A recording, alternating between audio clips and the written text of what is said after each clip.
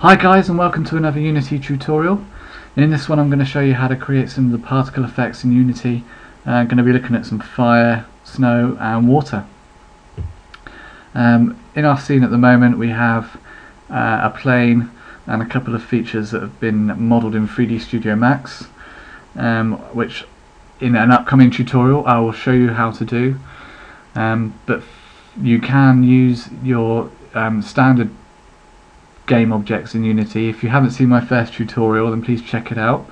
It will explain how to create a plane and texture it, and to create a first-person camera and a light, which you will need for this scene.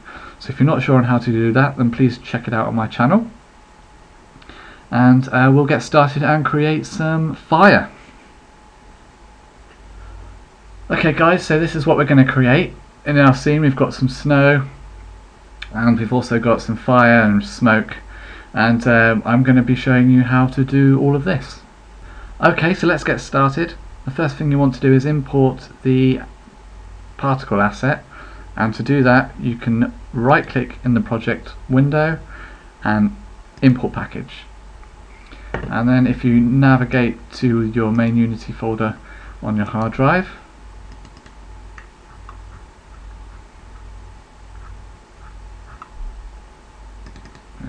and click on editor and then standard packages, and you will see particles. If you go ahead and click on that, Unity will start importing the package, and it will ask you to choose what parts of that package you want to bring in. They're all ticked as default, so we'll go ahead and click import. Okay, so once it's loaded, you'll see the particles asset in your standard assets folder. You might not be able to see it straight away, so if you extend the directory by clicking on the grey arrow, if you followed the previous tutorial, you'll know how to bring in the character controller and the skybox. So if we take a look at the fire effect first, in my scene I've just created, I actually created this in 3D Studio Max and then imported it in, but you really don't have to do that for this tutorial. You can just go ahead and create the fire. So if you click on the grey arrow next to the particle, and it will extend down, and you will see the assets contained within the particle controller. You can create dust, fire, legacy particles. You've got miscellaneous, which contains the fireworks, light, snow and a couple of other things. You've got your smoke, and you've got sparkles and water. What we want to have a look at is the fire, so go ahead and click on the grey arrow next to fire, and you'll see fire 1 and flame. For this tutorial, if you just click on fire 1 and drag it into the hierarchy, and it will appear in your scene. Straight away you'll notice that it's in totally the wrong place. We're actually setting fire to our character at the moment, which isn't good.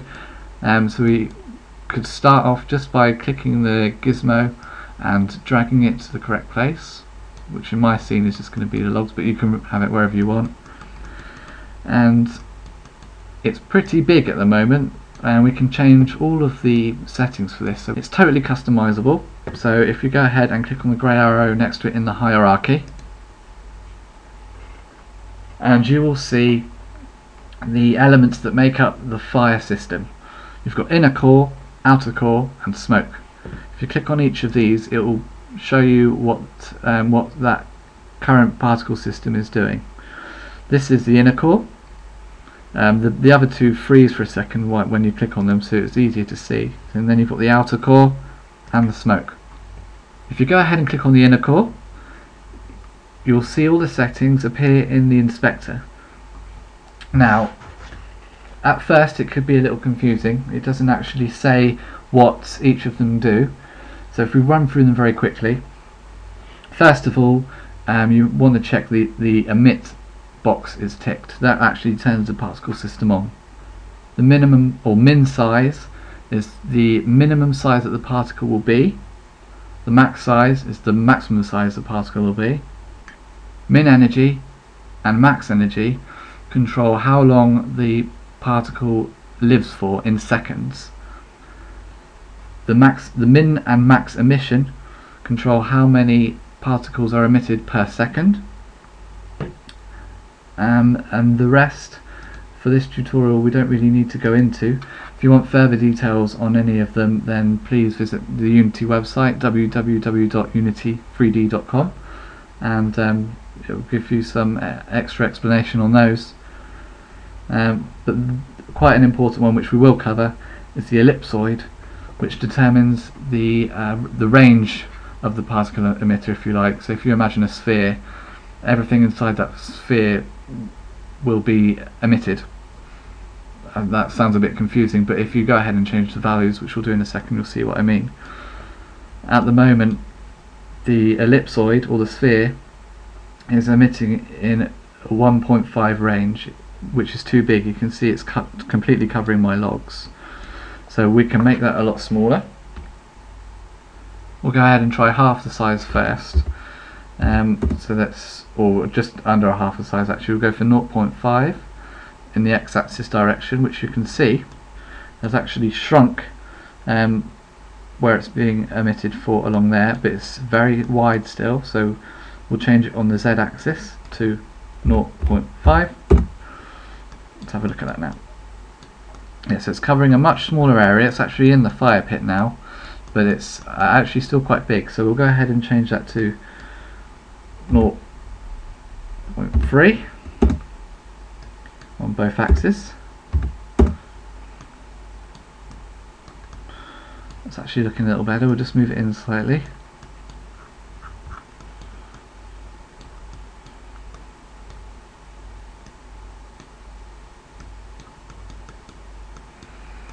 Okay, and the best thing to do is just keep playing with it until you've got the size that you're happy with.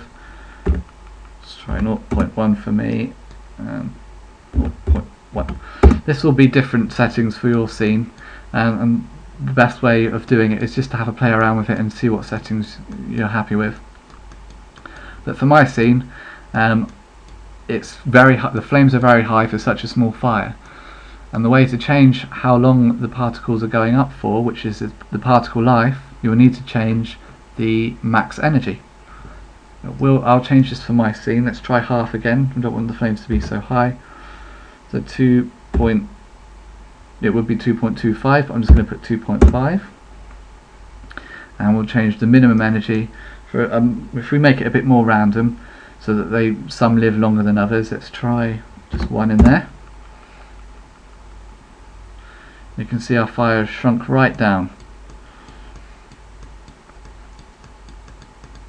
So if we go ahead and we can click on in our hierarchy, if you click fire to turn on all the elements, you'll see it's still very spread out. That's because of the outer core. We haven't changed that setting yet, but for the moment we're still working in inner core.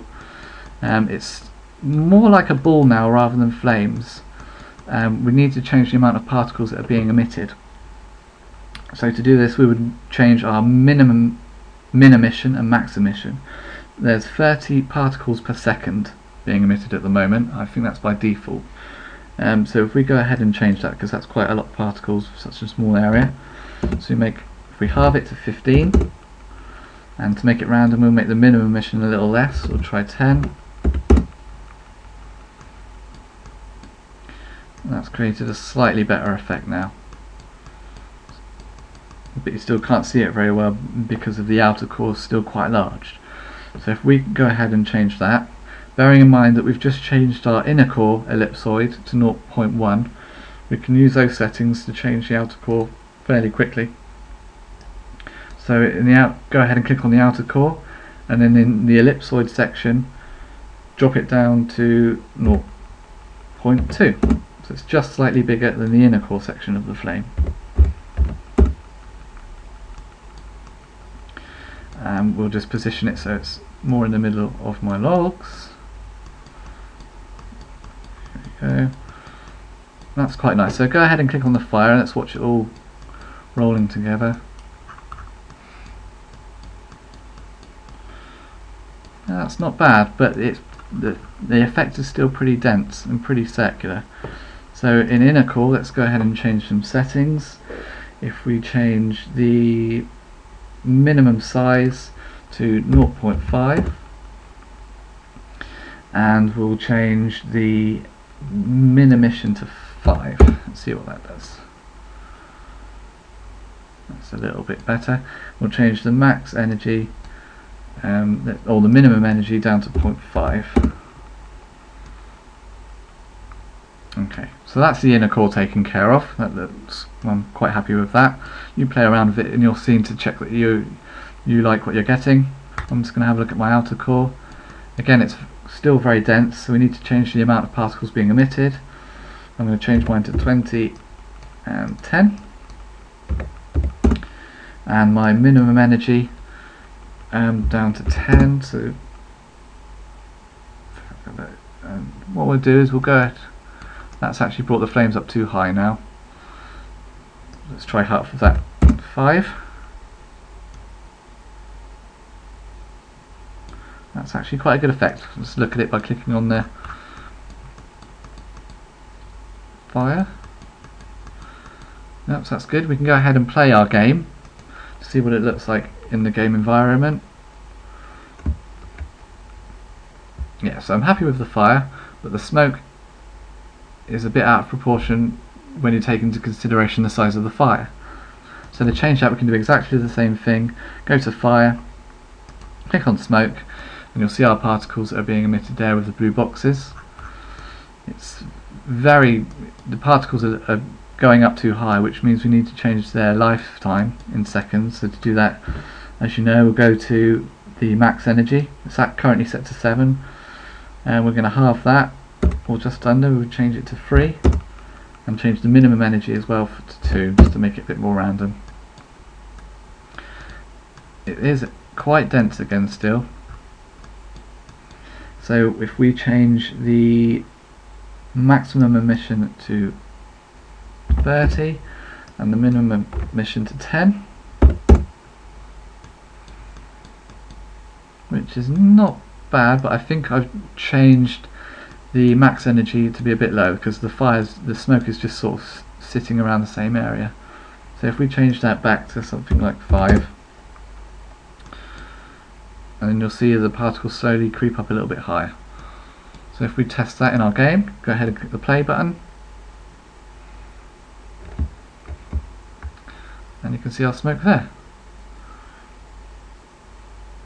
It's covering quite a wide area, so we need to change the ellipsoid. Let's change it to 1 and 1 on X and Z.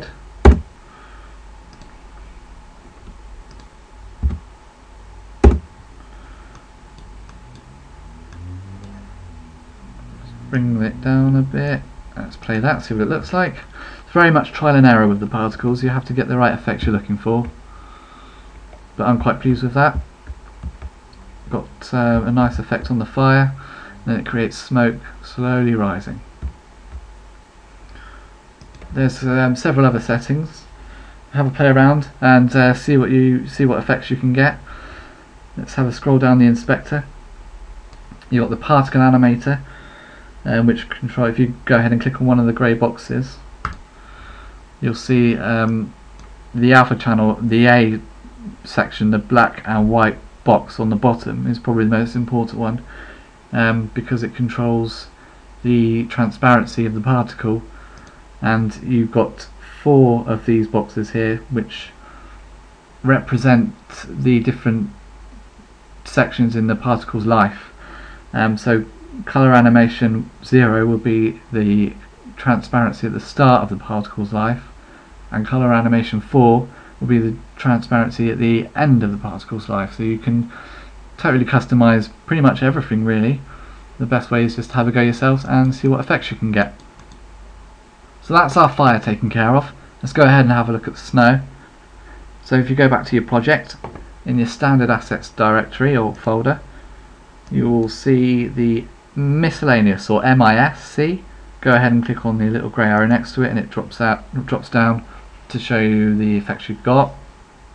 And you've got fireworks, soap bubbles, sparks, and the one we're looking for, light snow.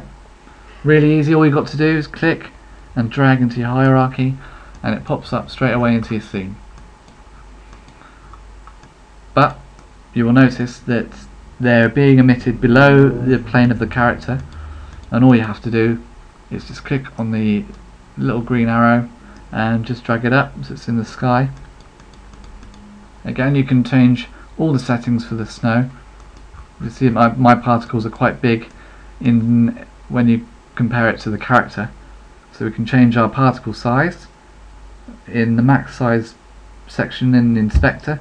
If you change that to 0.2, and then the minimum size to make it a bit more random is 0.05. That's good for that. And then press play in the game. Let's have a look what it looks like. There it is. Yeah, so that looks good. Very realistic snow, and a good representation of fire. That is really as simple as it gets.